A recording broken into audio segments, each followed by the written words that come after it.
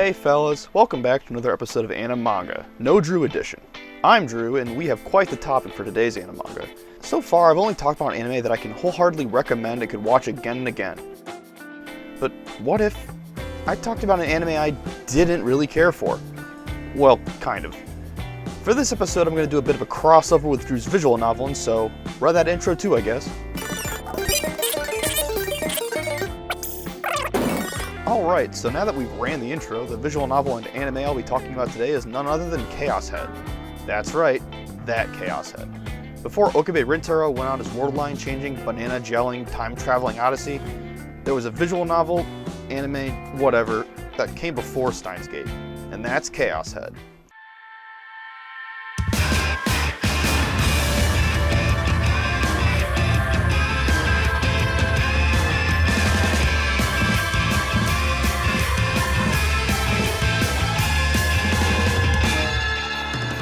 So let's get right down to it. You play the role of Takumi Nishijo, who lives in one of those giant steel box things that's on a roof for some reason. I don't know.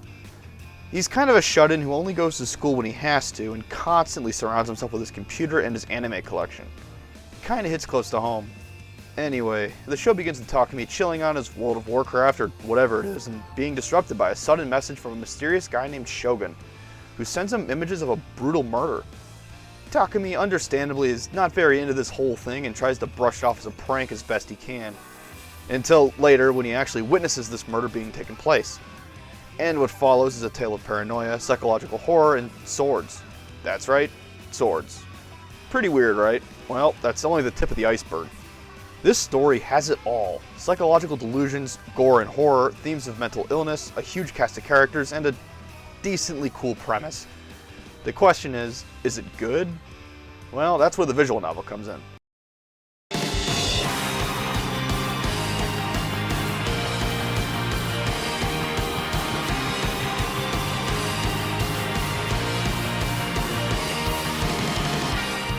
Chaos Head originated as a visual novel, the first one in the Science Adventure series, which again is home to perhaps the most renowned visual novel ever, Steins Gate.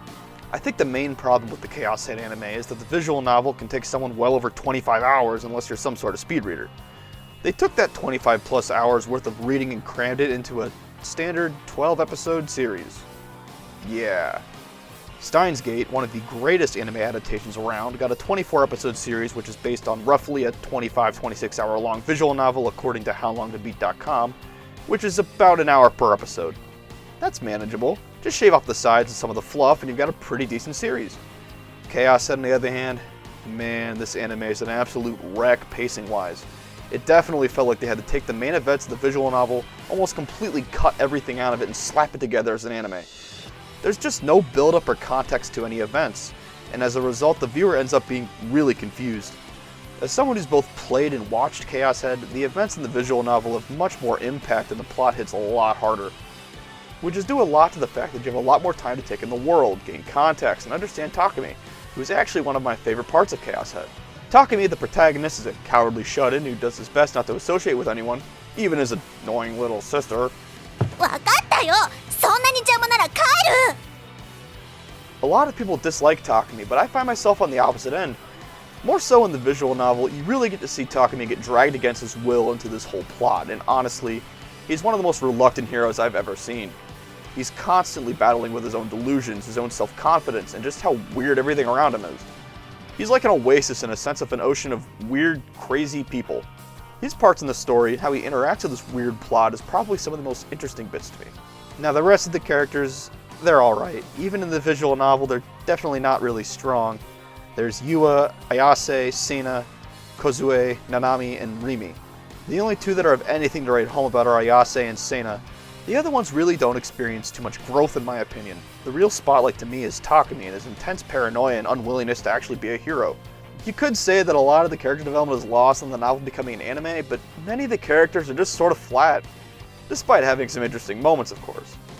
For a minor example, in the visual novel, there's some scenes where Takumi suspects that something is watching him from behind and it's so eerie and honestly scary, because the game makes you think every time, one way or the other, this is the time, something's gonna be behind me, I'm gonna get jump scared. There's also a lot of really raw and scary looking murder scenes. as this game involves a case of serial murderings, but I won't show that here. Some of them really made my stomach lurch though. These things are somewhat lost in the anime adaptation.